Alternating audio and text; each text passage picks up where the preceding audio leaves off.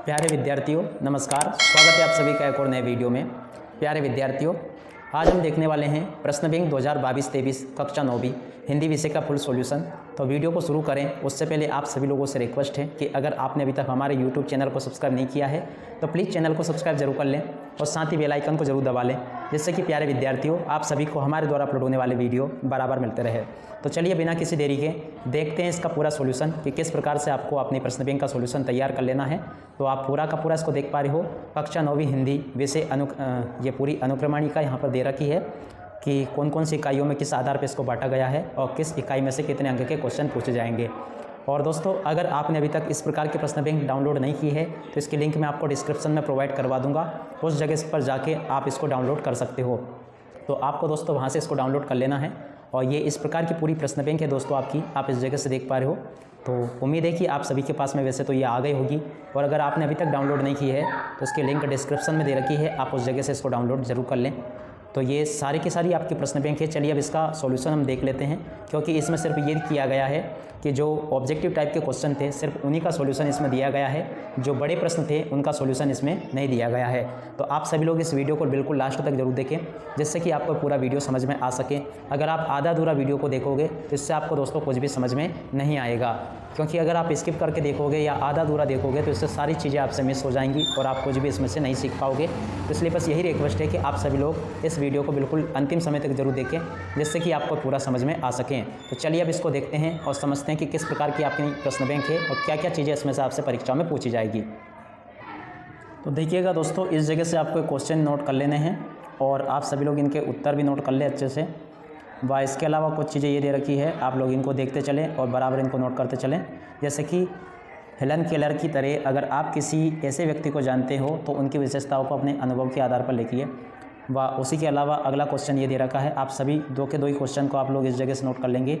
व अगला क्वेश्चन आपको ये दे रखा है, दिए गए शब्दों का वाक्य में प्रयोग करें। कल्पना कीजिए कि आप मंगल ग्रह पर है, सरल शब्दों में अपनी कल्पना को लिखिए। दिए गए शब्दों में कहानी निर्माण आपको करना है, तो आप सभी लोग इनको देखते चलें। वह कुछ हिस्सा ये दे रखा है, जैसे कि आप देख पा रहे हो, विभिन्न चारित्रिक विशेषताओं पर वाक्य बनाइए।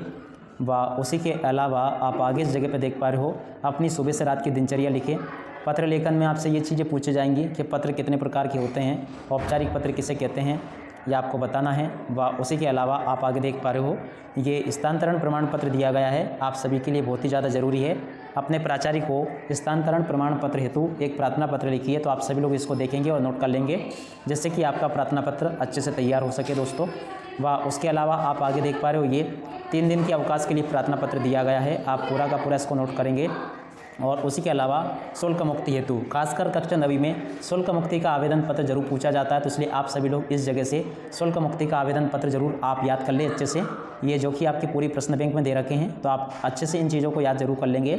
व उसी के अलावा अगर आगे देखा जाए तो अपने मित्र के जन्मदिन पर उसे बधाई पत्र लिखिए। तो आप चाहे तो पत्र वो अगर औपचारिक पत्र अगर कर लो तो आप इसको ज़्यादा करने की आवश्यकता नहीं है वैसे, फिर भी आप अगर करना चाहे तो कर सकते हो। तो आप यहाँ पे देख पा रहे हो, ये निबंध की रूपरेखा तैयार करने के लिए पूछा जाएगा, तो आप लोग इसको देख लें। और उसी के नीचे दोस्तों आप इस जगह से देख पा रहे हो, ये कुछ रूपरेखा ये दे रखी है, तो आप इस जगह से इनको तैयार कर सकते हो। और इसी के अलावा अपठित बोध दे रखे हैं कुछ गद्यांश, तो इसको आप पढ़ लें और इनके उत्तर लिखना सीख लें। इसके अलावा कुछ ये दे रखे हैं, तो आप लोग इनको पढ़ लेंगे और इनके उत्तर को लिखना सीख लेंगे। व उसी के अलावा एक गद्य खंड है आपका, तो आप इस जगह से देख लें, लासा की ओर के लेखक कौन है। तो आप ये सभी छोटे छोटे टाइप के जो क्वेश्चन और उनके आंसर दिए गए हैं सभी आप लोग इनको यहाँ से देख लेंगे और नोट कर लेंगे। इसके अलावा कुछ ये दे रखे हैं और आगे यहाँ से 2 अंक वाले क्वेश्चन शुरू होते हैं। गया ने बेलों को शरद के लिए क्या सजा दी?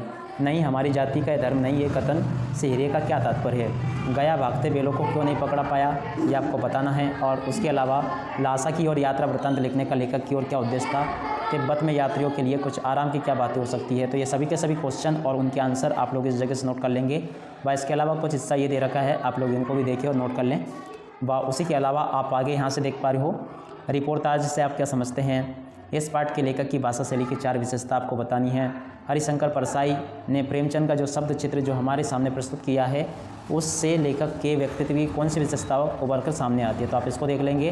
व आगे आप इस जगह से देख पा रहे हो कि इन घटनाओं से पता चलता है कि हीरो और मोती में गहरी दोस्ती थी। तो ये सभी के सभी जो क्वेश्चन आंसर हैं आप लोग यहाँ से नोट करते चलें, जिससे कि आपकी तैयारी अच्छे से हो जाए दोस्तों। और आगे आप ये क्वेश्चन देख लें, कहानी और उपन्यास में अंतर, एकांकी और नाटक में अंतर, जीवनी और आत्मकथा में अंतर। खासकर इन अंतरों को जरूर आप याद कर लेंगे।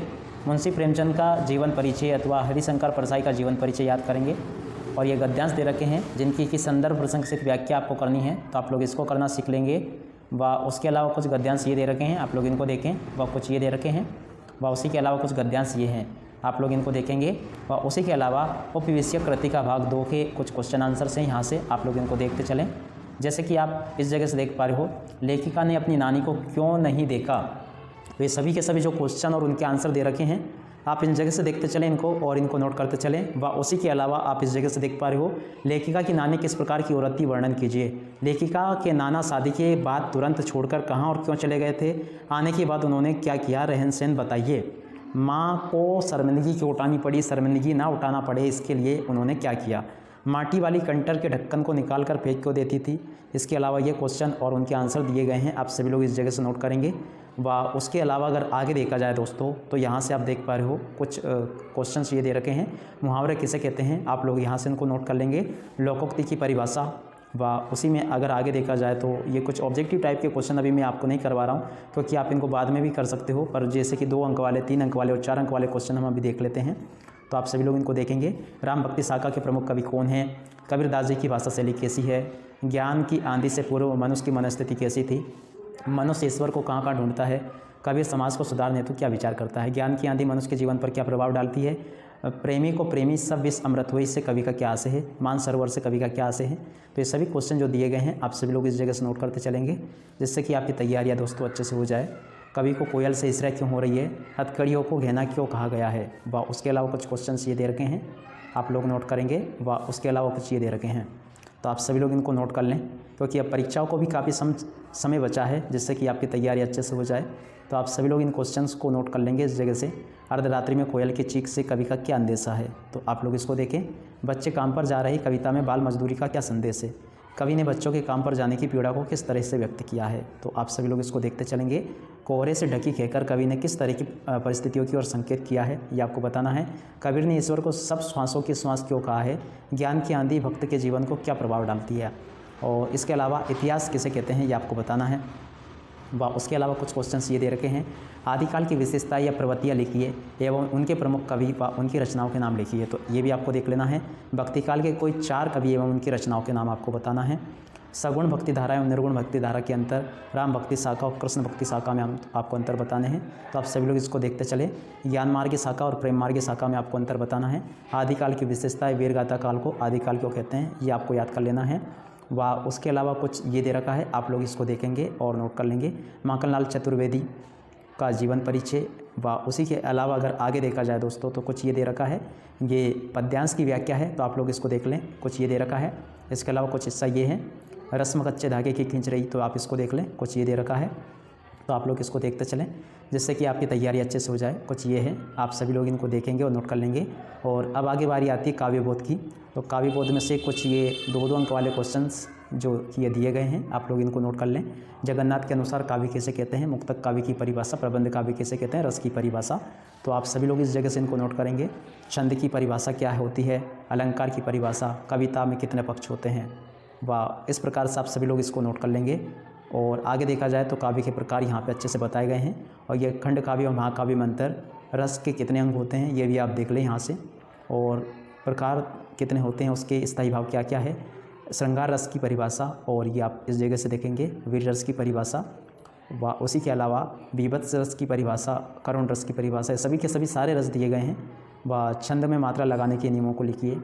छंद कितने प्रकार के होते हैं, दोहा छंद की परिभाषा, अलंकार कितने के भेद है।